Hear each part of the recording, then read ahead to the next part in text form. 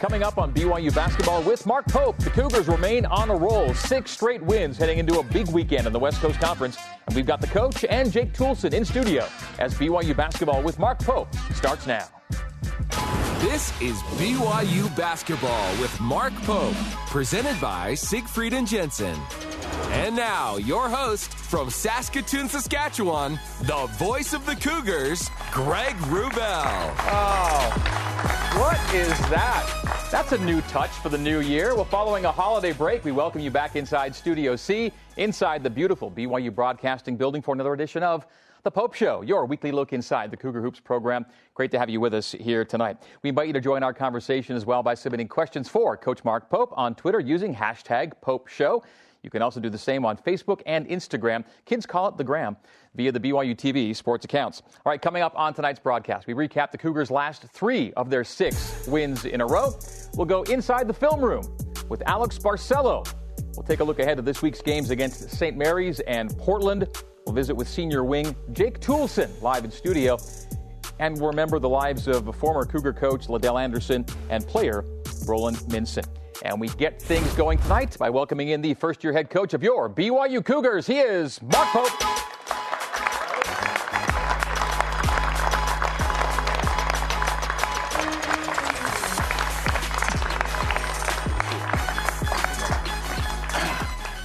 Welcome in.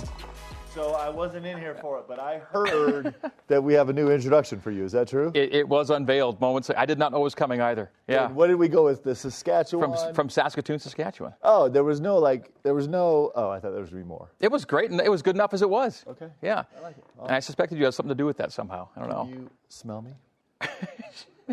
Can you smell what Mark Pope is cooking? No, I on the way over here, I splashed on some cologne. Really? Because last time we were sitting way closer together, and then they moved us every time out, every commercial break, they moved us farther together. And look at how far apart we are right now. Just a second here. Oh, that's good. That's very good. That is very manly. That's Miss Leanne right there.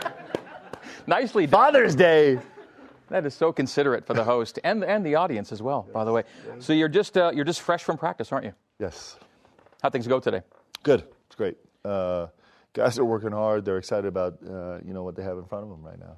It's the time of year, I guess, when everyone's going to have something. And we saw on social that looks like Yoli took a bit of a knock today in practice. Yeah, Yoli banged up his finger.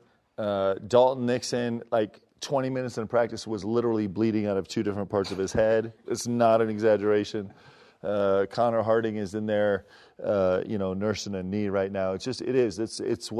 It's where you get at this point in the season, and it's a manifestation of our guys working really hard and being really, really competitive, and hopefully we'll see more of that on Thursday, because Thursday is going to be a big-time battle. And we'll get to that in a bit. It's been an interesting few weeks, really. It was 1 game a week every Saturday over 4 weeks with some final exams and some holidays thrown in between. And yeah, it was a great stretch. I mean, our life gets really simple. If we win the games, it's the greatest stretch in the world, and if we lose the games, it's the worst. And our guys managed to kind of get through finals and through the holidays and through some tough games and some weird stretches of time off and come out on the winning end of all those games. And I'm really proud of them. Made them happy holidays indeed. You find yourself, BYU does at least, on a 6-game win streak for the first time in more than 2 years, and you're winning games, Coach, kind of in different ways, right? Yes. How many wins is that in a row? 6 in a row. Six in a row. Let's go. 6 in a row. The guys have found all kinds of ways to win. They decided they were going to win some games by making shots, and they decided they were going to win some games without making any shots. And that's actually awesome. That's how you see growth in a team. And one of the beautiful things that comes from that is the confidence that comes with it. It's really interesting because when you win games without making shots, it makes you more confident shooters. It's a beautiful thing, and so we've gone through a really nice stretch, and but we know that the really hard stuff is ahead of us, and so the guys are working hard every day to try and get better every day, find a way to get better, and they're really committed to doing that, and so. We'll see if we can keep getting better. Just a bit more on that for a second. I saw one of your post-game speeches in which it almost got the sense that maybe it was a game BYU didn't maybe shoot or score very well, And you want to make the guys realize that just because it wasn't, 90-50 doesn't mean you guys didn't play a great game. There are other ways to play a great game. Yeah, 100%. And, we talked to the guys about if we won a game 100, if we had won that game 100-85, everybody would have walked in the locker room and just been feeling great. Like, man, we're scoring, we're sharing the ball. Everybody's got great numbers. And that is natural for everybody in the game of basketball, right? And these guys happen to win a game by holding a team to 38 points. And it was ugly at times. But our team is working really hard to kind of change and grow how we, in our hearts, evaluate the way the game feels. And we talked about it a lot. They took huge steps in a metric type way against LMU in terms of being committed to the defensive end every single possession, regardless of what was happening in the offensive end. And again, the byproduct of that is finding other ways to win, actually growing confidence in your offense and less stress and less pressure, unifying a team between a common cause where everybody is engaged on every single possession.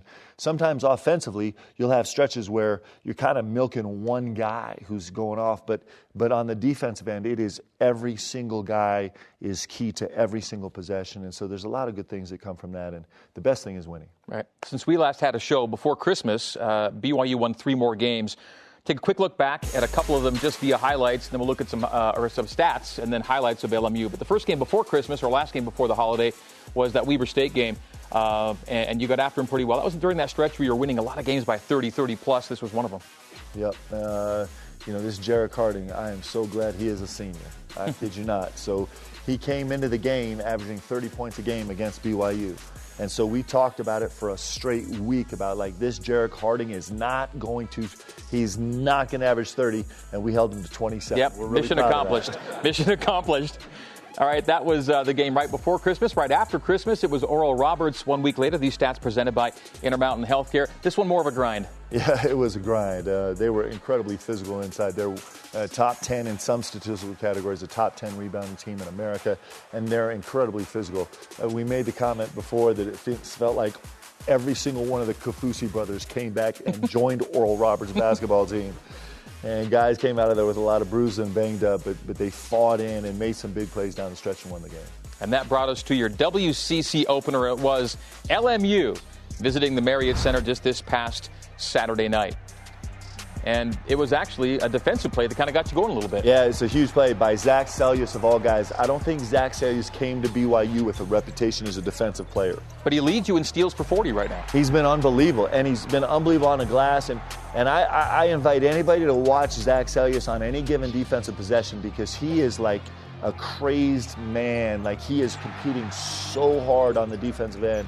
And it made a huge difference for us. And you guys made 3 threes. It felt like back-to-back-to-back threes from the same spot on the floor.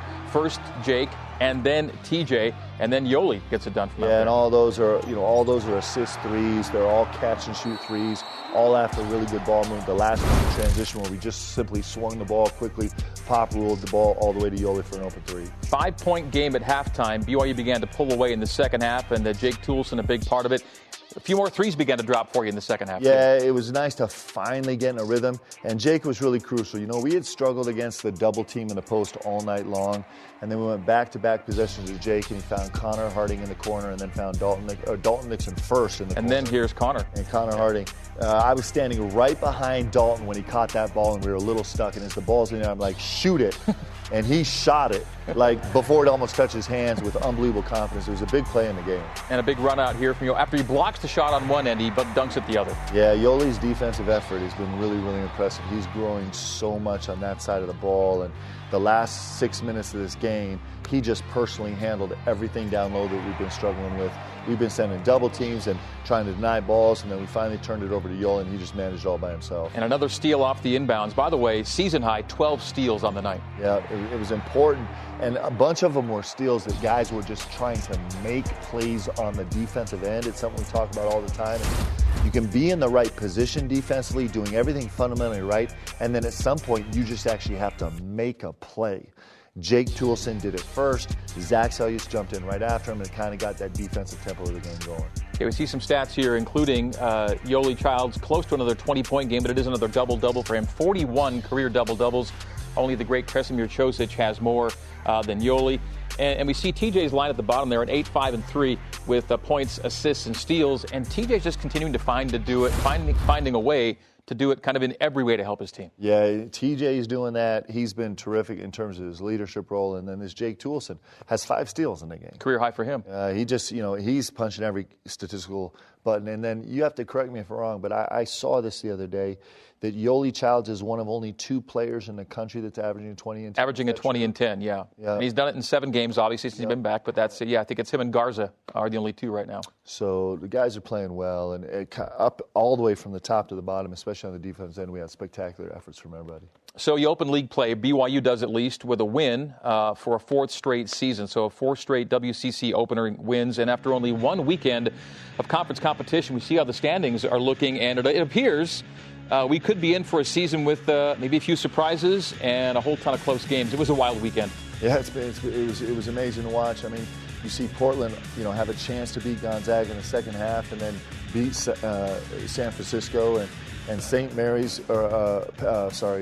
Pacific goes on the road and beats Pepperdine, and then beats St. Mary's. And then Pep turns around and gives Gonzaga all they want. Yes, and I think it's a even game with 5 minutes left in the game. So the league is incredibly competitive and a little bit terrifying, and that's what you want. I mean, that's the best thing, is you go in the league and you have to just slug it out every single night. And those who project such things think that the WCC right now looks like a 3-bid league. Well, I don't. It could be a 1-bid, 2-bid, 3-bid, or 4-bid, but I just hope we're one of the bids.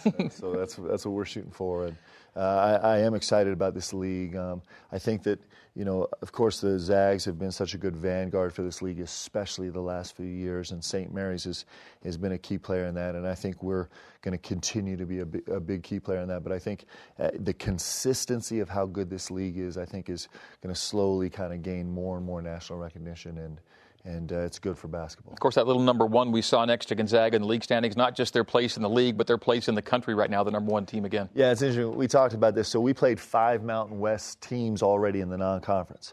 And, we lost a couple. We lost at Boise. We lost to San Diego here. But we looked at all those teams. We're like, you know what?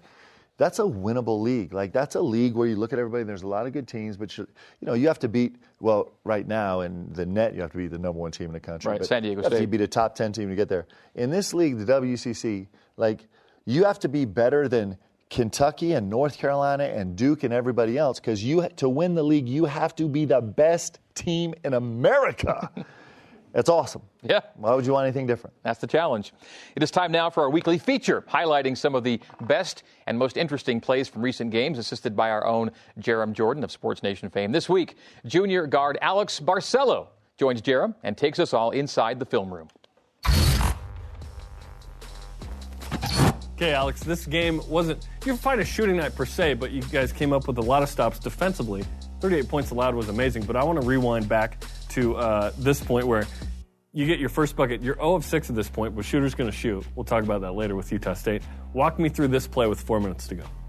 TJ does a really good job, making the defender come to him. And I was just like, it'd be way easier play if it's a 2-on-1. So I'm like, I just got to get out there and sprint, trying to get ahead of the defender. And then he made that over the top pass to me and then just finished it. And in this situation, you're 0 of 6 up to this point. Do you have any idea you're 0 of 6? Or are you like, finally I got one?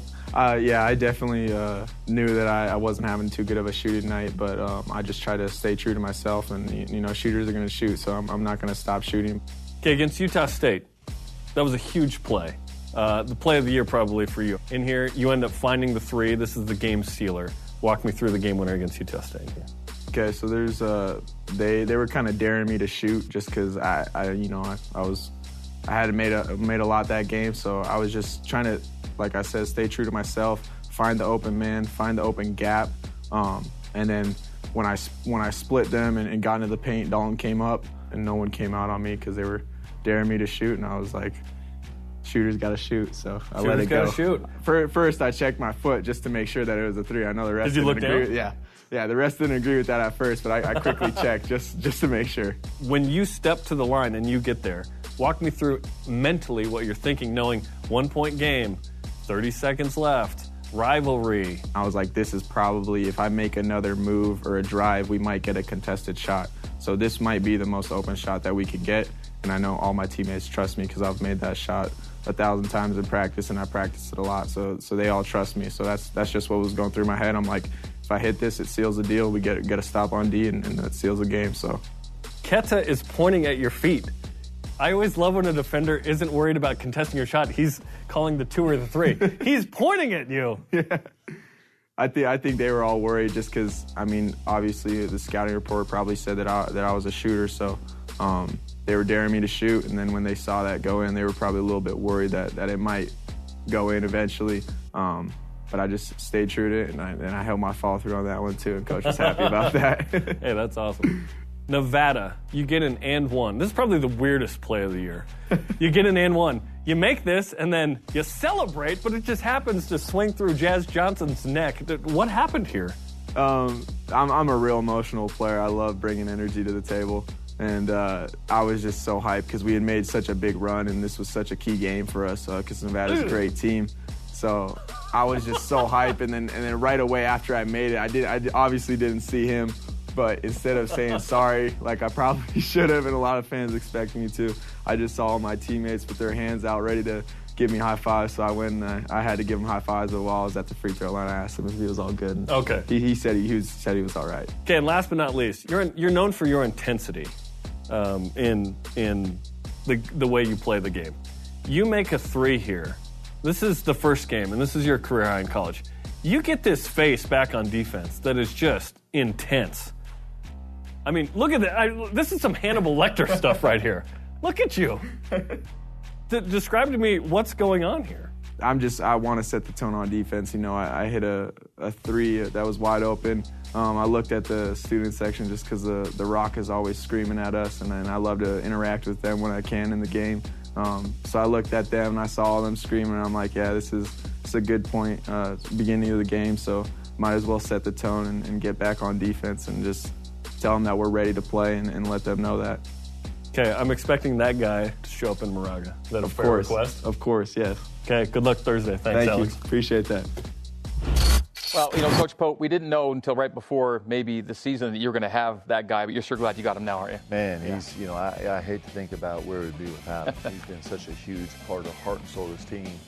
And, one of the fun things about that Utah State shot is, half an hour after the game on social media, Donovan Mitchell posted, he was sitting right there at half court, and he videoed the last shot and put it out on his social media feed. So we just got a picture. You can see it, the last shot. We just got a still. I had AB sign it. You got Donovan there in the corner filming, him owning his shot. The rest is history. It was really special. It was really cool. Well, you saw the details about BYU Sports Nation. Watch that, your day-to-day Cougar Sports play-by-play on BYUtv and BYU Radio. When we come back, we will preview a big week of games with St. Mary's and Portland on tap, and later Jake Toulson will be in our studio as BYU Basketball with Mark Pope continues right here in Studio C.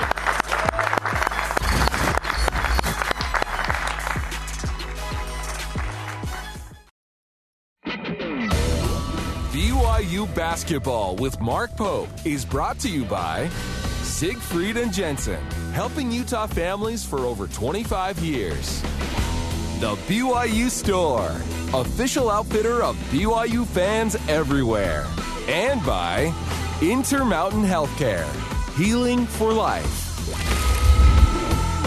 Is this week's basketball broadcast schedule, starting with a massive matchup in Moraga. BYU at St. Mary's Thursday, 11 Eastern, 8 Pacific on ESPN2, and of course BYU Radio. Then back home for a game against Portland, Saturday, 9:30 Eastern, 6:30 Pacific on BYU TV and BYU Radio. Let's start our look ahead to the week ahead.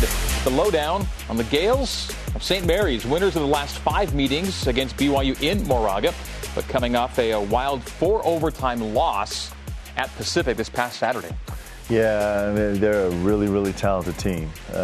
It was interesting, we don't talk about it a lot, but they had just played at San Francisco on Thursday in a really, really emotional, really, really physical, competitive game and put together a great showing. And so there's likely some wear and tear of that going into Saturday, and this Pacific team is for real. So This team is led by Jordan Ford, who is just nearly impossible to guard. It's certainly nearly impossible to keep in front of you. And this fits, their starting four is an NBA prototypical body and score, and he's shooting 46% from the three-point line. He's getting to the foul line at will, and they're the number one three-point shooting team in the country, and it's in their gym. So it's going to be a great challenge for us, and we're excited about it. Jordan Ford does the bulk of the backcourt scoring, but his running mate, the point guard, Tommy Kuhse, contributes in so many other ways. Tommy Kuhse, man, this kid you just hate him. He's so tough, and he's such a beautiful, quintessential team guy. And he's a bully on the floor in terms of, you can't take the ball from him. And, he basically got knocked out in the first half of the Pacific game, took a shot to the head and was laying on the floor for 2 minutes, and then got back up in the second half and played great for them. And that backcourt is really, really tough. And, they're good competitive kids, and it's going to be a great game. Okay, BYU heads back home right after the game Thursday night in Moraga, and you take on Portland on Saturday night. The Pilots have already shown us a little something, right? They led the Zags, as you noted, by 7 at halftime. They lose that game to the nation's number one team. Then they go ahead and just beat USF over the weekend. Yeah, what a week for them last week. It was unbelievable. They're playing a little bit faster and a little bit freer, and they've shot the ball. They're not taking a lot of threes. I think against San Francisco, maybe they were 7 for 13 or 7 for 12, so they're not shooting a ton, but they're shooting really, really accurately, and they have the floor really spaced. And their games Thursday and Saturday, they were quintessential pop rule team, right? They were really moving and really cutting hard, and this is maybe not the Portland team right now that maybe we've been a little bit accustomed to. This is a dangerous team. San Francisco is a big-time team, and they beat them soundly, so it's going to be a challenge. And Portland had gone literally almost 2 calendar years without a regular season league win. How huge it is just to get that taken care of, right? Yeah, yep. And coming on the heels of a great showing at Gonzaga, it was really impressive. Okay. So my girls are here. Yes. And your wife and your kids Shay are is here. about to fall asleep. Shay, you can't do this. This is Shay's first time at the show, and she's over there dozing off. You with us, Shay? You good? So now Shay's awake. Layla is here, full smiles. Ella is here. She is about to leave on her mission to Ecuador, which is so exciting. Leanne is the queen of the house, for sure. And then Avery is still thawing off because she spent the afternoon working out on the tennis courts outside. So stay awake, ladies. I'm glad you're here. Let's have a round of applause for the Popes.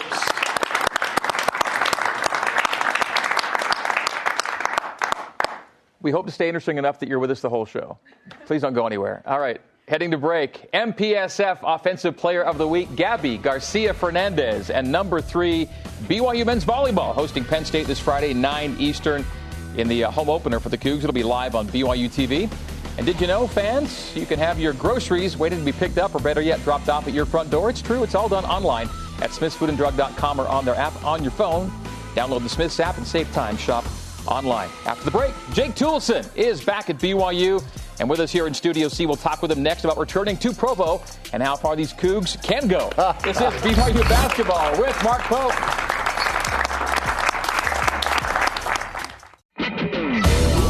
BYU Basketball with Mark Pope is brought to you by Siegfried and Jensen, helping Utah families for over 25 years. And by Mountain America Credit Union, guiding you forward. Oz to the right corner. Has Nezaquazi on the switch. A whip left wing. Big 3. Toolson got it! Jake Toolson makes it a 5-point game. Backs himself to the free throw line. Bobbled it. Step back. And a pass left to Barcelo. On the slip to Toolson. The scoop and score! Jake Toolson. Followed his coach Mark Pope from UVU down the road to here at BYU, and he trains the 3. All right, he is one of 3 players on the BYU roster with 1,000 career college points, and he leads BYU in shots taken and made from the field, the arc and the stripe. He began his career as a Cougar, and he's ending it that way too. Please welcome in tonight, Jake Toolson.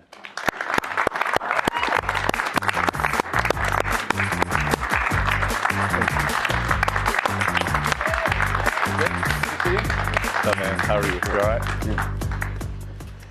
Gus is coming down here, right? Yeah. Should we just bring him down right now? Nah, maybe at the end. Because Jake knows Gus is going to steal the show. Yeah. We got a little up first. Yeah. So who'd you bring? Who do we have? I got my beautiful wife, Sarah, and our son, Gus. Sarah and Gus are in the building, and next to the Popes, we're going to get a shot of, there we go. So there's little Gus. Now, he looks pretty docile and pretty chill right now. Yeah. Is there more to him than we're seeing right now? Yeah, for sure. He's a spaz. Oh, here's Gus on the hardwoods. Does he have any semblance of a game at this point? Oh, yes. Yeah, I mean, the hoop is definitely way too high for him at this point. But when we're at home on his little hoop, he dominates. So, yeah. And this is more Gus in real life right here, right? That's him. That's him before bed when he gets super sleepy and just laughs at everything. Well, thanks for being here, Sarah and Gus, and you too, Jake. Great to have you in. So BYU's had a former great Toolson play here before you, and there have been a few Ainges passed through, as we all know, and somehow you're related to all of them. Can you explain the family tree in kind of a short and sweet thing? Yeah, so Andy is I've always just called him my uncle because I feel like he is, but him and my dad are first cousins, so their dads are brothers, I guess. Okay. And then Danny is my uncle through marriage. He married my dad's sister. Okay, so it's and then how's Connor Toolson related to you? Connor Toolson is Andy's son, so that makes him my cousin once removed or something like that. Either way, Coach Pope, the Toolsons can play. Brothers, man, they're brothers, no doubt. You had both Toolsons with you at UVU, right? It was a great backcourt because you knew that every shot that went in was from one of the Toolsons. It was like Bucket Toolson, our color guy had the easiest job in the world. It was like Toolson. 3 Toolson. What brought you back to BYU as a fifth year?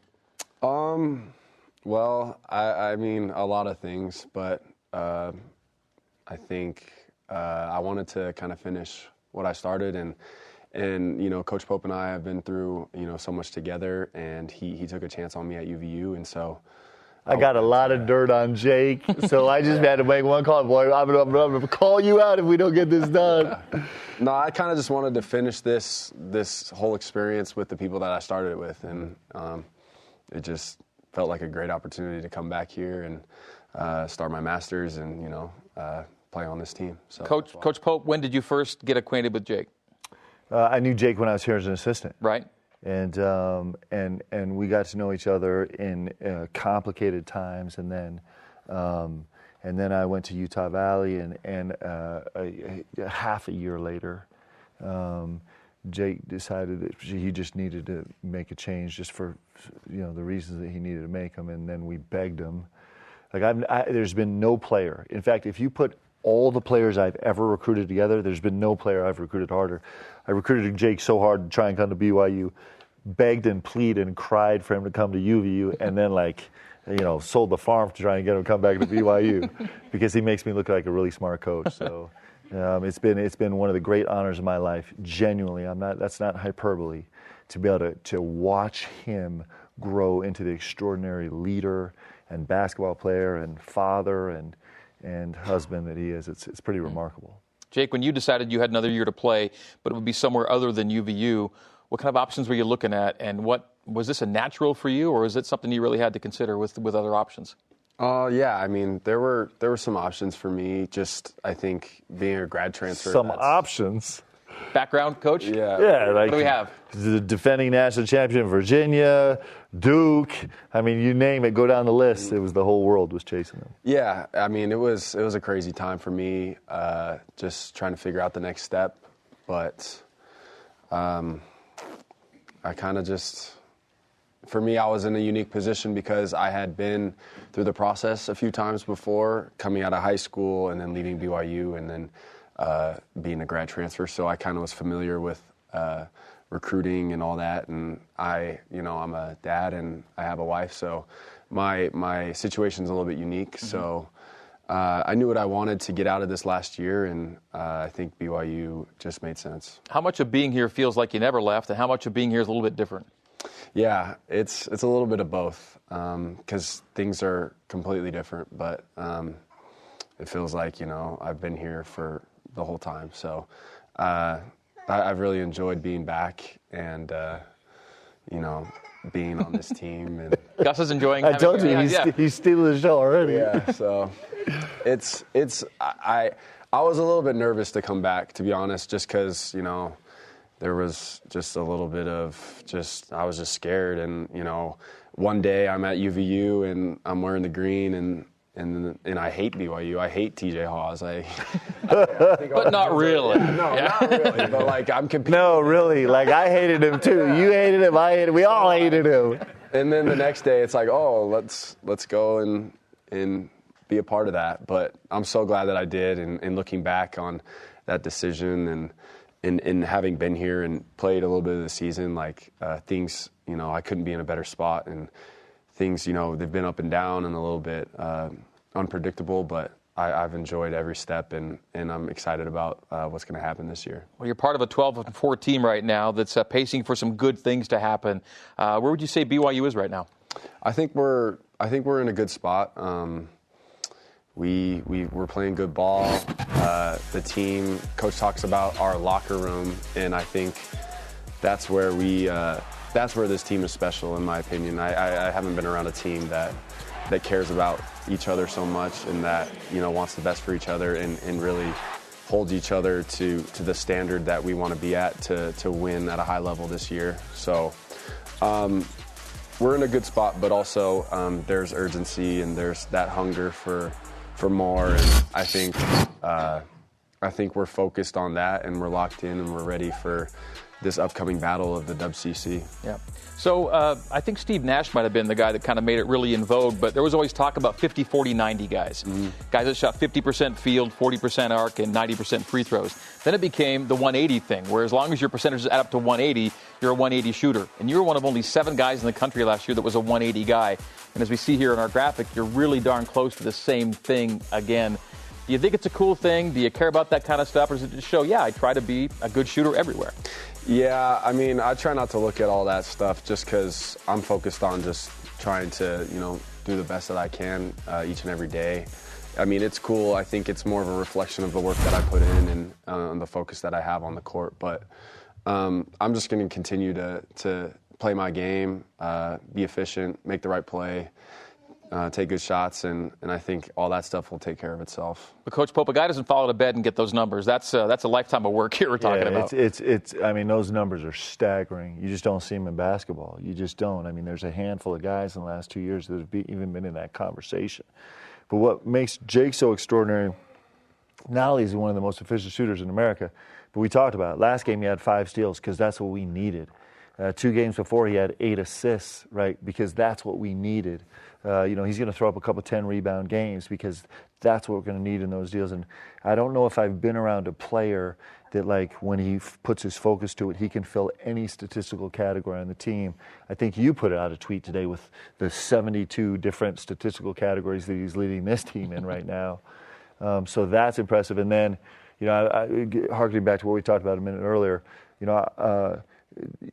you could feel it from the first day of practice when Jake walked in the gym.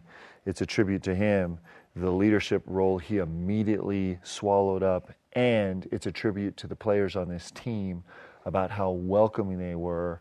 And it's just it's been really special having him. What would you say is the biggest difference between your game that you were just developing when you were here for 2 years to start and the BYU player you are now here as a senior? Well, it's completely different. I just feel like I would be in this position, first of all, if I hadn't gone to UVU and kind of peeled things back and just learned how to be a player. I never really knew who I was or what I did. I knew I was capable and I was a good, I had some talent, but I didn't know the game very well. But going to UVU, that I was able to learn about myself and learn about the game, and I think now it's just I'm a basketball player, complete. I feel like I can do anything out there, and looking back as a freshman, it's cool to look back and see how far I've come. Not only on the court but off the court. Just that growth has been really special. Well, there won't be a game in league that we don't say is not a huge game. They're all huge when you get to league. But this St. Mary's game, there's something extra going on here because it's been the toughest place for BYU to play since they've joined this league. What does St. Mary's on the schedule mean to you and your teammates here in a couple nights? I think it's a huge game. We've had the mentality all season of just the most important game and the hardest game we're going to play is this game that's right in front of us. So it's extremely difficult because it's the game that we're playing right now, and also because it's St. Mary's in at their place. So we've got our work cut out for us, but we've always answered the bell in this team. We fight and we find a way. So I think we're excited for the challenge, and it's going to be a lot of fun. You keeping an eye on Gus there, Coach? Yes, I am. Actually, I'm actively recruiting him right now.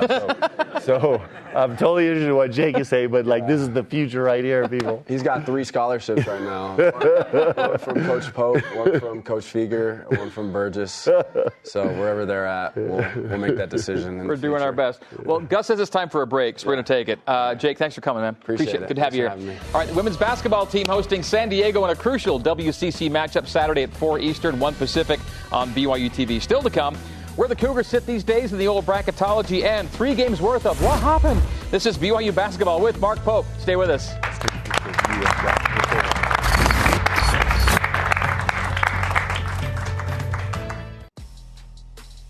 Welcome back to BYU basketball with Mark Pope, presented by Siegfried and Jensen.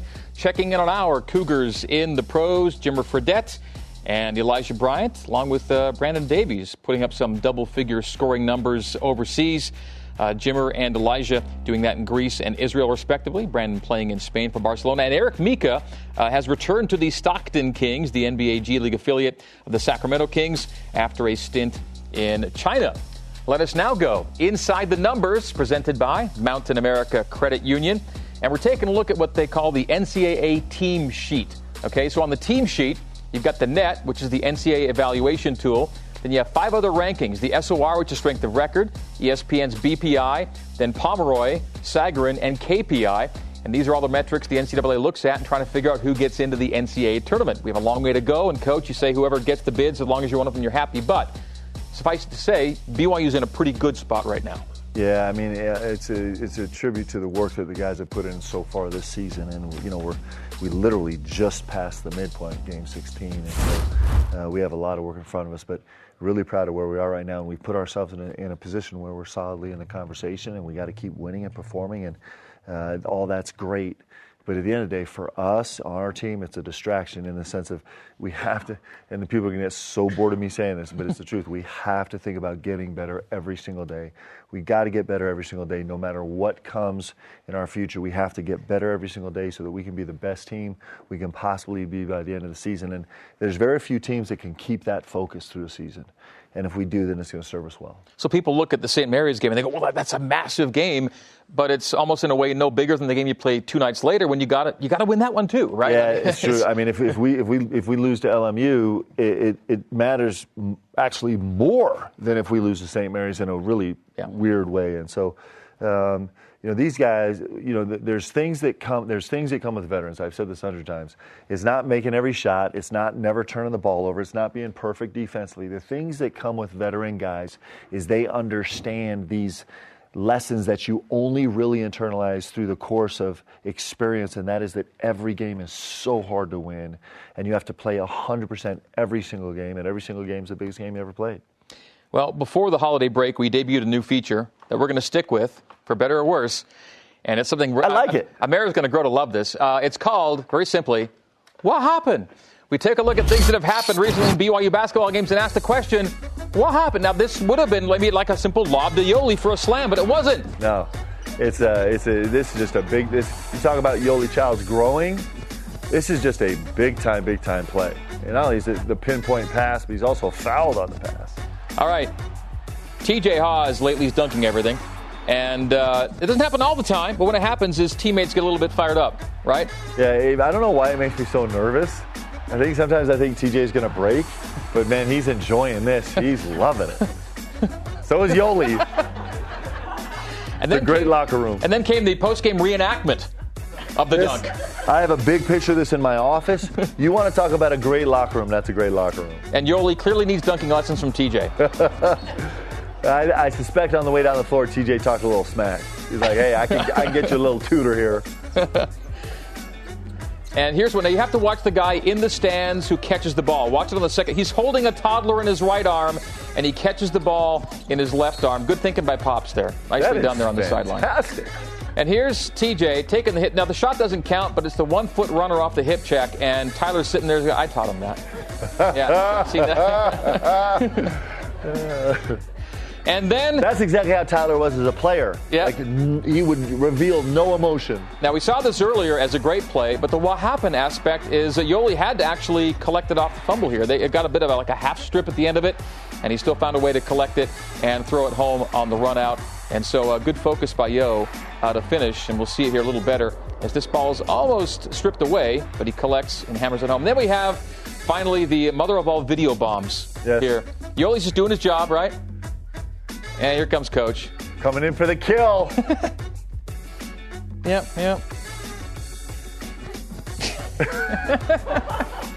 You figured you had a little something to add to the conversation, so you just did. Yeah. You can look how Yoli is just like, it's disgusting. Like, I got to deal with this guy. Everybody watching on TV, they're like, this guy, man, enough. All right, there it is. Another lively edition of What Happened? All right, Q&A time now on the Pope Show. We've got some live audience questions here, and we've got at our studio mic Peter Glahn. Hello. Oh, no, we don't have Peter. We have Lucy. Who are you? Lucy. You are Lucy Howell. Hi, Lucy. Hey, Lucy. Hi.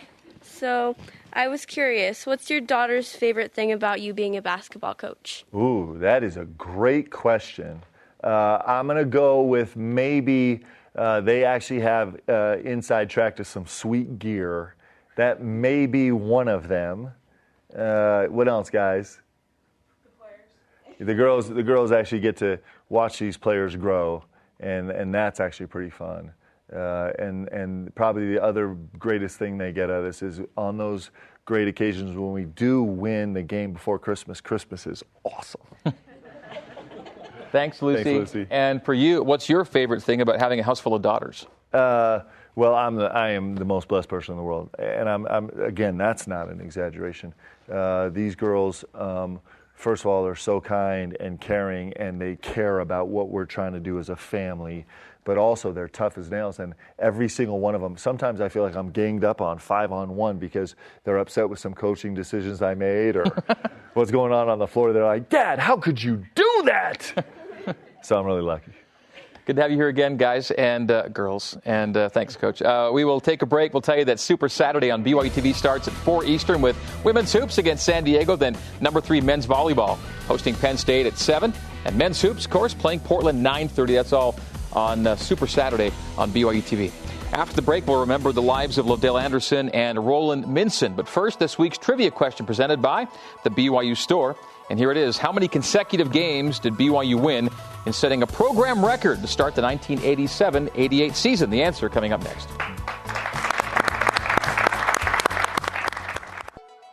All right, trivia question before the break brought to you by the BYU Store. How many consecutive games did BYU win in setting a program record to start the 1987-88 season? And the answer there, 17. BYU did open that season 17-0.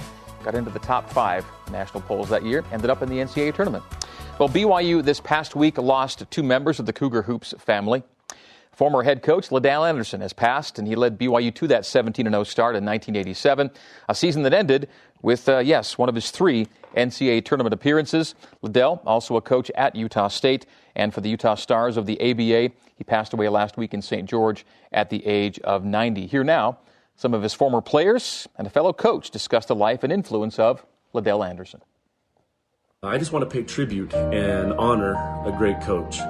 Not only was he a great coach, but he was a kind coach, one that really cared about his players. And I fondly remember him putting his arm around me and taking me in as a young, lanky, skinny kid from Granite High School and giving me the opportunity to progress and become the best player I could be there. Liddell tricked me into not playing football, and the rest is history.